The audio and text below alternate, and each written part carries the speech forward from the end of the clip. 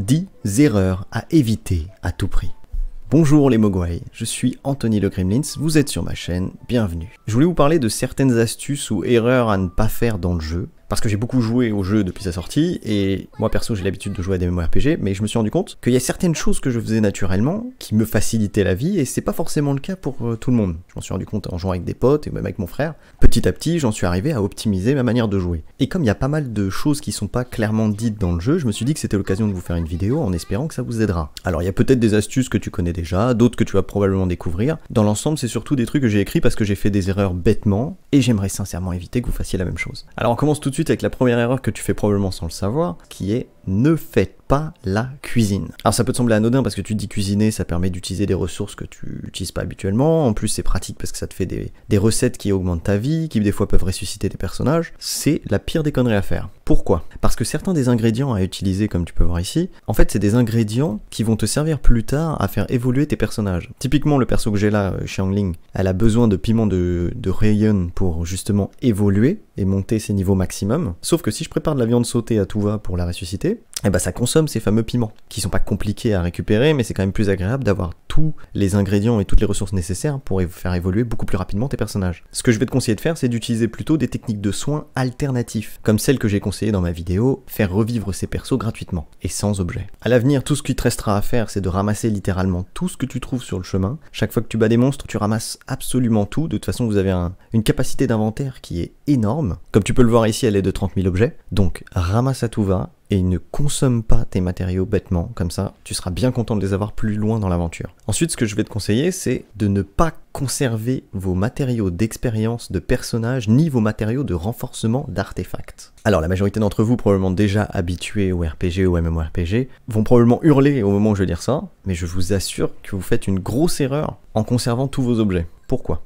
Parce que déjà, si tu n'améliores pas tes attributs, tes armes, tes artefacts ou tes aptitudes, tu vas littéralement rentrer dans un mur quand tu vas tenter les profondeurs spiralées, parce qu'elles seront impossibles. Et ce, même en utilisant des astuces pour gruger un petit peu quelques salles, c'est-à-dire genre, comme par exemple de pousser les truands dans le vide ou les blobs, tu vas te rendre compte très rapidement que tu vas être limité par ta puissance. Et ce serait dommage parce que du coup, tu vas passer à côté du perso gratuit qui est Xiangling, qui est un perso qui fait énormément de dégâts, qui peut être très intéressant pour ton équipe, pour t'aider à démarrer et à récupérer les personnages dont tu as besoin, avancer rapidement dans l'aventure, juste en laissant de côté l'expérience dont tu as besoin pour évoluer. Surtout que dis-toi bien un truc, tous les équipements que tu vas améliorer, comme par exemple les artefacts, peu importe à quel point tu les renforces, dis-toi que à l'avenir tu vas récupérer d'autres personnages. Et ces artefacts, sauf si tu les détruis, bah tu pourras les réutiliser pour ces personnages. Donc à aucun moment en fait, l'utilisation de cette expérience, des renforcements et de l'augmentation de ta puissance est quelque chose de négatif. Et la dernière raison pour laquelle je vous encourage à ne pas conserver vos matériaux d'expérience de personnage, ni vos matériaux de renforcement d'artefacts, c'est parce que sans ça, vous ne pourrez pas devenir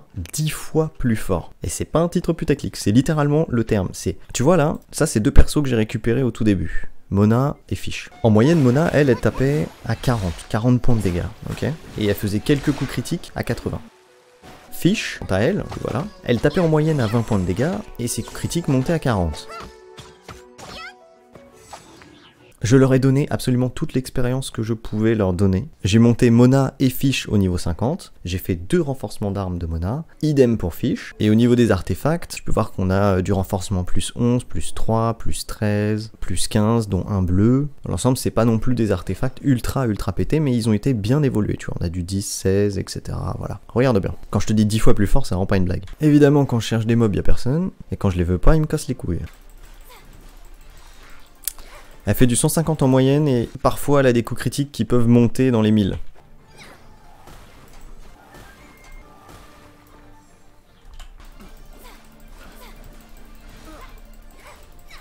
Tu vois, 742 en coups critiques. Et maintenant au tour de Fish. On est sur du 220 en moyenne.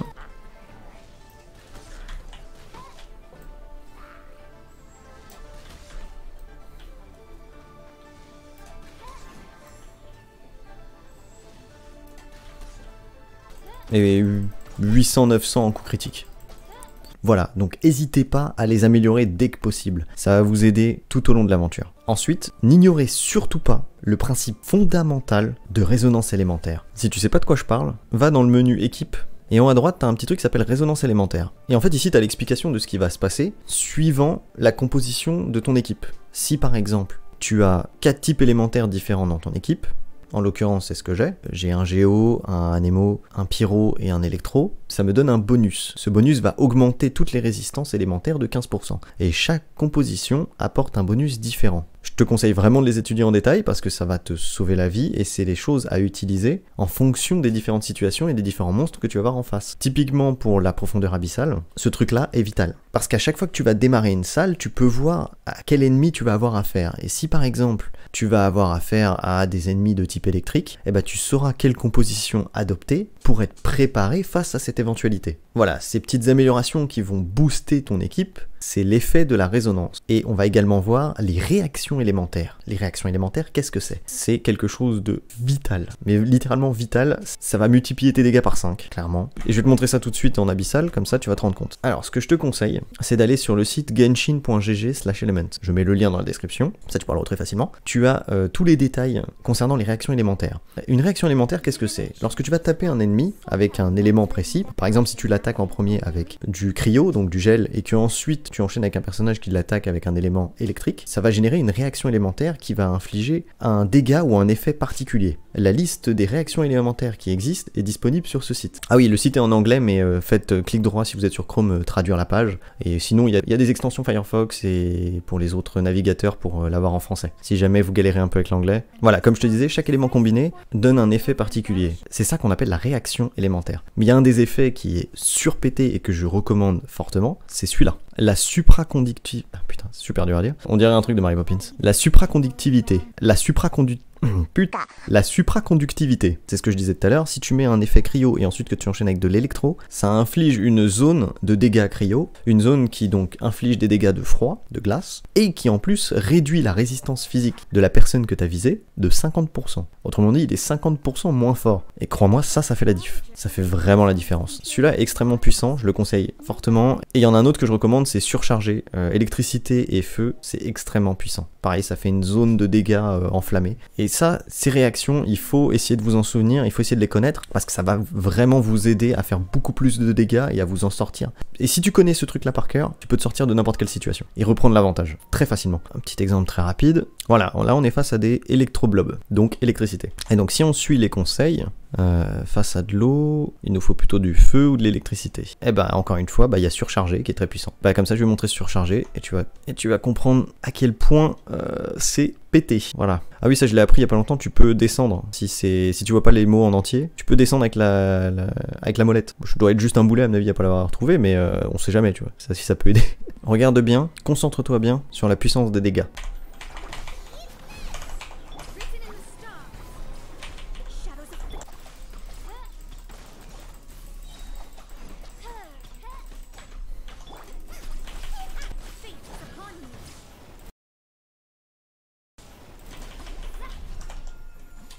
Et voilà. Donc n'hésitez pas. Profitez-en aussi pour vous balader sur le site Genshin GG parce qu'il y a plein d'autres infos ultra intéressantes qui vont vous aider à concevoir l'équipe de vos rêves. Parce que j'ai beaucoup de questions qui reviennent où on me demande est-ce que telle équipe ou telle équipe est bien? Est-ce que mon équipe est bien? Est-ce que ça tient la route? Ça là-dessus, vous avez toutes les infos dont vous avez besoin. Il y a la liste de tous les personnages qui existent. Vous pouvez les classer par éléments. Comme ça par exemple, si vous savez que vous avez besoin d'un personnage électrique mais vous savez pas qui est électrique, bim, tu cliques là et tu as la liste de tous les personnages de type électrique. Si tu préfères quelqu'un qui est archer plutôt, si tu as besoin de quelqu'un à distance plutôt que quelqu'un qui soit au corps à corps, donc avec une épée, si tu as besoin d'un archer, hop, tu fais ça et il te montre les persos électriques archers et ainsi de suite. C'est mortel. Pour créer ton équipe, c'est très très bien. Tu as aussi des tier lists. Bon, ça va être les mêmes que celles que vous avez trouvées déjà sur YouTube, je pense, parce que tout le monde se base un peu sur ce truc-là. Alors, les tier lists, ne vous fiez pas qu'à ça. Parce que c'est effectivement assez précis dans le sens où c'est classé par ordre de puissance, etc. Mais après, moi par exemple Diluc, je l'ai testé, ok, ça a beau être le personnage le plus puissant, quand je le joue, moi j'arrive pas à jouer avec, je trouve pas ça agréable, donc partir en quête des personnages les plus puissants si c'est pour au final pas kiffer quand vous jouez et ne prendre aucun plaisir, c'est même pas la peine. Essayez de viser des persos qui vous font kiffer, soit dans leur apparence, soit dans leur manière de jouer. Et si vous voulez les tester, soit vous les testez chez des potes, soit vous regardez bien dans les événements. Quand tu vas dans événements, tu as un onglet sur lequel il y a des personnages qui bougent et on te propose de les essayer. Justement comme ça, tu peux te faire une idée de est-ce que ça t'intéresse ou pas. Là, sur l'événement en cours, tu peux tester Venti, voir s'il te plaît, tu peux tester Barbara, et tu peux tester Fish. Donc c'est un bon moyen de te faire une idée. Il y a une grosse base de données concernant les monstres. T'as une espèce de bataille bestiaire, hein, littéralement, qui répertorie tous les monstres qui existent. Tu as les lieux et les indications de quand est-ce que tu peux récupérer des ressources précises pour faire évoluer tes personnages. Et surtout, ça va beaucoup vous intéresser, même si vous trouvez facilement les cartes déjà sur internet. Vous avez l'historique de tous les ennemis sur la carte, et vous avez l'emplacement de tous les Animoculus et des Géoloculus. Et en plus, vous avez également l'emplacement de tous les minerais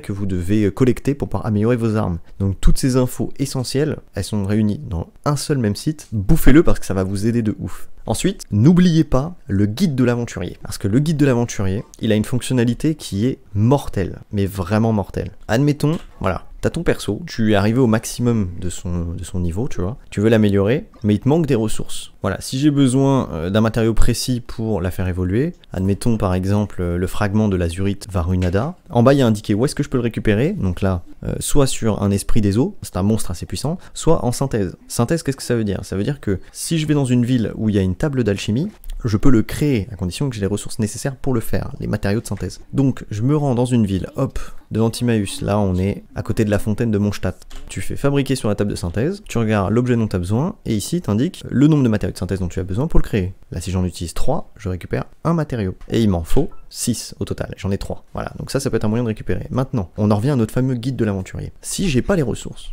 ou qu'on peut pas le créer en synthèse, mais que je dois aller le chercher. Admettons, voilà, je prends le nectar miroitant, je peux pas le créer, mais je peux le récupérer sur un monstre, une fleur mensongère. La question c'est où est-ce qu'elle est cette fleur mensongère? Et ben en fait, c'est là que le guide de l'aventurier entre en jeu. Tu ouvres ton guide, tu vas dans combat, là ensuite c'est classé par zone, donc Mondstadt Liyue, moi je sais qu'elle est dans le secteur de Liyue. Tout ce que vous avez à faire c'est de chercher dans la liste. Hein. Hop, je vais sur Liyue, je descends, je cherche la fleur, hop, fleur mensongère pyro, c'est exactement ce dont j'ai besoin, tu fais suivre, et en fait tu as un système de tracking GPS automatique basé sur la position sur laquelle tu es. Donc il va me montrer où est la fleur la plus proche de ma position actuelle. Tu n'as littéralement pas plus rapide et optimisé pour aller sur les objectifs que tu dois faire le plus rapidement possible. Alors surutilise le guide de l'aventurier, c'est vraiment le must pour gagner du temps. Ensuite, ne figez pas votre équipe. Plusieurs de mes mogwai d'abonnés m'ont demandé quelle est la meilleure équipe. Alors, je vais être très clair sur cette réponse. Il n'y a pas de meilleure équipe. Mais il y a une équipe optimisée par rapport à un problème donné. En fait, il faut juste être précis dans ta question. Si ta question c'est comment monter le plus rapidement possible au niveau 16, bah là je pourrais te répondre en te disant, bah à mon sens c'est Mona, Venti, Amber et Noël. Pourquoi? Parce que Mona a une vitesse exceptionnelle, donc ça va te permettre d'enchaîner les quêtes, vu que l'objectif principal pour gagner l'expérience c'est de faire les quêtes d'histoire. Donc si le but c'est de faire les quêtes le plus rapidement possible, Mona c'est la plus rapide. Avec sa forme avancée aquatique, elle se déplace beaucoup plus rapidement, tu vois. En plus, sa forme, elle fonctionne aussi sur l'eau, c'est-à-dire qu'elle ne perd pas de vitesse et elle peut se déplacer très rapidement sur l'eau. Venti, pourquoi Venti? Parce qu'il crée des zones... Oups. Parce qu'il crée des zones de vent qui vont te permettre en fait de voler à n'importe quel moment et de prendre de la hauteur facilement. Pour l'exploration, il n'y a rien de mieux. Pour récupérer les Animoculus ou les Géoculus, c'est ultra nickel. Noël, elle va te servir à soigner l'équipe. En plus, elle fait partie des vœux débutants permanents, donc ça veut dire que jusqu'à la fin du jeu, tu peux la récupérer pour moins cher que les autres vœux. Il me semble que c'est 8 vœux au lieu de 10, donc c'est très rentable. Tu vas pouvoir récupérer une Noël et un perso 4 étoiles ou 5 étoiles si tu as énormément de chance. On va dire un peu cadeau, gratos. Donc Noël, elle sert à quoi? Elle te fait un bouclier qui te rend quasiment invincible, et elle soigne ton équipe à chaque fois qu'elle va taper des monstres. Donc ça t'évite les allers-retours au statut des dieux pour re-soigner ton équipe, et ça t'évite de perdre du temps inutilement ou de mourir bêtement. Et surtout, elle a une épée à deux mains, ce qui veut dire que lorsqu'elle tape les minerais, elle les récupère beaucoup plus rapidement que les autres. C'est limite si elle les éclate pas en un coup, tu vois. Je te montre ça direct, hop, on descend de chez les dieux. Allez, un endroit où il y a un minerai. Tiens, je crois que ça, c'en est un. Ouais, nickel. Alors, plein dedans. Hop, tu vois les dégâts que ça a fait? Hop, j'ai récupéré le minerai. Alors que si tu prends un personnage classique, en plus dépendamment de la pierre, ça va être plus ou moins long. Voilà, si je tape avec Xiangling, tu vois, la barre, elle met beaucoup plus de temps à récupérer. Et tu perds du temps. Tu perds du temps. Et le temps, c'est ce qui est le plus précieux dans ce jeu. Alors que si je prends Noël, hop, il est éclaté. Hop, il est éclaté en 2 coups. Voilà. Et ça te permet d'aller extrêmement vite. Donc ouais, à mon sens, cette équipe, Mona, Venti, Amber et Noël, c'est la plus opti pour monter rapidement au niveau d'aventurier. J'ai pas précisé pourquoi Amber, parce que c'est une archère de feu, donc elle peut résoudre quasiment toutes les énigmes. La majorité des énigmes du départ, c'est des énigmes liées aux éléments basiques, feu, eau, électricité, et en plus elle est archère, donc ça te permet de viser, généralement c'est des flambeaux qu'il faut allumer, d'un seul point ça te permet de les allumer très rapidement, et pareil, elle enchaîne très rapidement la résolution des énigmes. Voilà, ça c'est l'équipe la plus adaptée pour cette situation précise. Mais si je tombe sur des monstres qui sont d'un élément opposé, bah je vais pas forcément mourir, mais le combat sera beaucoup plus long et un peu plus difficile. ça va me faire perdre du temps, et donc par définition, ça ne peut pas être la meilleure équipe du jeu. Maintenant, si la question est quelle est l'équipe la plus puissante, celle qui fait le plus de dégâts, et ce, le plus rapidement possible, eh bien sache que cette team, elle existe. Et elle est totalement abusée. Elle existe bel et bien. Je te présente du coup mon équipe officielle, qui est celle-là. Et oui, tu me connais, plus c'est pété et cheaté, et plus j'adore ça. Donc forcément, c'est mon équipe préférée. Il s'agit de Xiangling, Mona, Fish et Noël. Pourquoi ? Parce que déjà, comme expliqué précédemment, pour un joueur free-to-play, donc c'est-à-dire pour un joueur qui ne veut mettre aucune thune dans le jeu, déjà, Xiangling et Noël se récupèrent gratuitement et très rapidement en début d'aventure. Et surtout parce que Xiangling a un ours, quand on appuie sur E, qui fait du dégât. Ok, il fait du dégât de feu. Et il vise automatiquement les ennemis. Mona, quand elle appuie sur E, elle met en place une espèce de petite balise qui attire l'attention de tous les monstres, donc ils vont se concentrer dessus, et ça leur fait des dégâts d'eau. Fish, quand tu lui lances son E, elle appelle un oiseau électrique, qui pareil va faire du dégât électrique, et qui va viser les monstres un à un. Et Noël, son E, en plus de générer un bouclier qui te rend quasiment invincible, elle peut plus facilement casser les boucliers des ennemis. Donc en gros, avec tes 3 petits animaux, tu peux te retrouver très facilement dans des situations de 4 contre 1. Et clairement, on part sur un tabassage de type CM2. Ce qui est bien, c'est qu'une fois que tu as invoqué tous les petits animaux qui tapent fort, comme ils sont d'éléments différents, eh ben, ils vont créer des réactions élémentaires dont je parlais tout à l'heure, ça va décupler leur puissance, et toi tout ce que tu as à faire, c'est de sélectionner le personnage qui est adapté au monstre que tu auras en face. Si par exemple en face tu as un monstre de type feu, bah, tu prends un personnage de type eau, et tu bourrines sur sa faiblesse. Si c'est un personnage de type eau, eh ben, tu prends un personnage de type électrique, et tu bourrines sur sa faiblesse encore une fois. Et tout va se cumuler, et en un laps de temps très très court, tu vas voir sa barre de vie. Tu vas voir sa barre de vie faire ça. Je vais te montrer ça très rapidement sur un monde en ligne, et tu vas voir à quel point c'est pété. J'ai vraiment la team la plus pétée. C'est incroyable, c'est cheaté de ouf. Regarde-moi ça. Hop, déjà voilà. Là c'est juste elle. Hein. Ok, maintenant je vais prendre un perso de type Xiangling.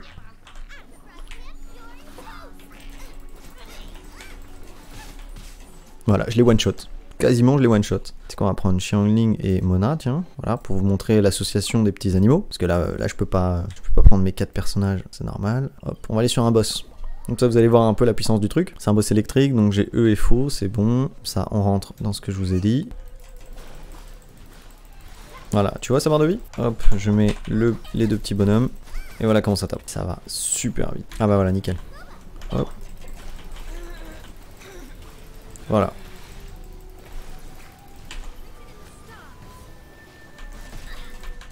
Voilà, je lui ai mis la moitié de sa vie en l'espace de 30 secondes. Ensuite, ne négligez pas les expéditions. Les expéditions, c'est des petites missions que vous pouvez réaliser à la guilde des aventuriers, que ce soit celle de Liyue ou celle de Mondstadt. Vous pouvez le faire dans les deux, clairement. Et ce qui est intéressant, c'est que ça va vous rapporter des ressources facilement, rapidement, et c'est le truc à faire à chaque fois que vous vous déconnectez. Si vous savez que vous n'allez pas jouer pendant un long moment, ce que je vous conseille, c'est d'envoyer en expédition un de vos personnages, parce qu'ils vont pouvoir récupérer des minerais très facilement, juste en attendant dans le jeu, en fait. Là, admettons, par exemple, je sais que je vais pas jouer pendant 20 heures d'affilée, parce que je vais dormir, par exemple.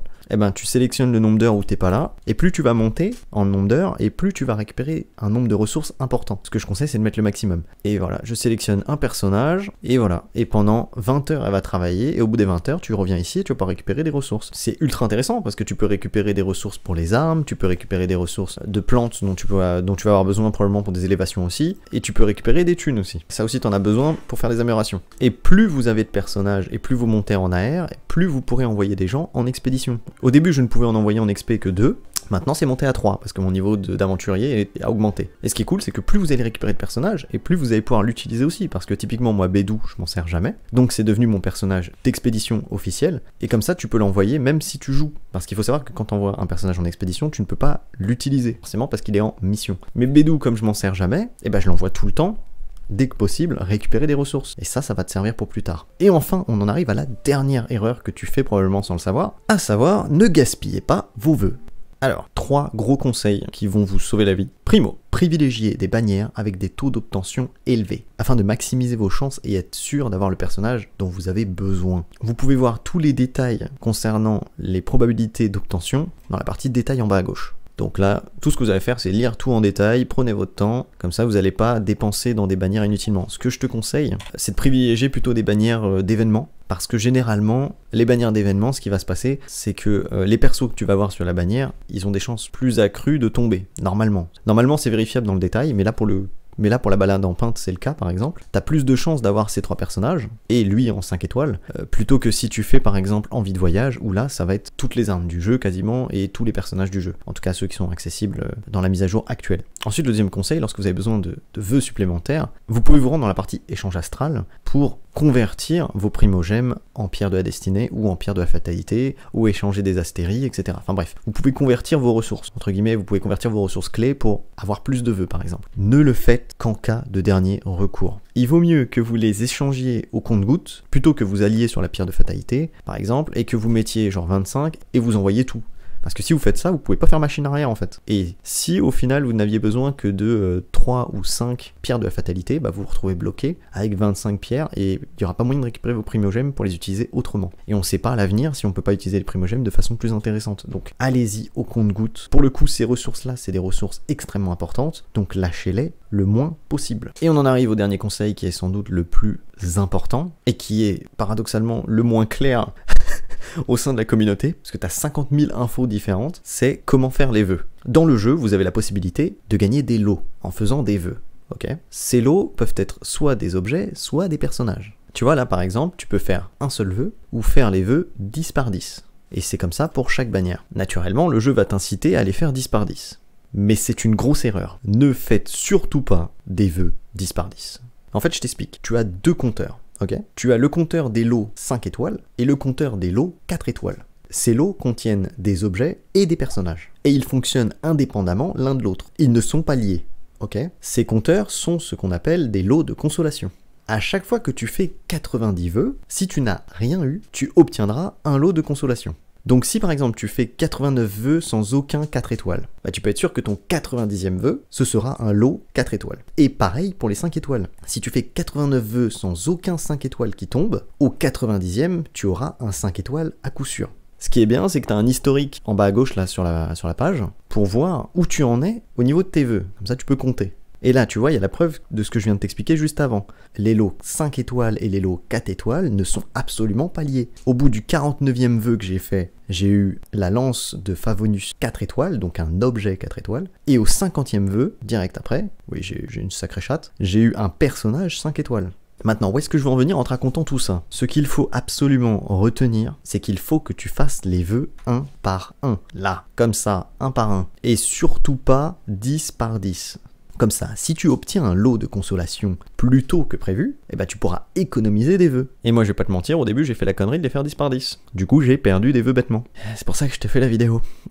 C'est pour éviter de faire les mêmes conneries. Voilà, cette vidéo est maintenant terminée. J'espère que c'était clair. Si vous avez d'autres questions, balancez-les moi en commentaire. Comme ça, la prochaine vidéo que je ferai sur Genshin Impact, bah, ce sera de répondre à mes mogwai d'abonnés, c'est-à-dire à vous, directement répondre aux questions de Genshin Impact les plus posées. Et comme ça, je ne pourrai que vous aider davantage. Si t'as appris au moins un truc, ou si ça t'a aidé, n'hésite pas à t'abonner, partager la vidéo, activer la cloche des notifications pour savoir quand est-ce que seront les prochaines qui sortent sur ma chaîne. Et sur ce, je vous fais des bisous les mogwai. Allez, à plus.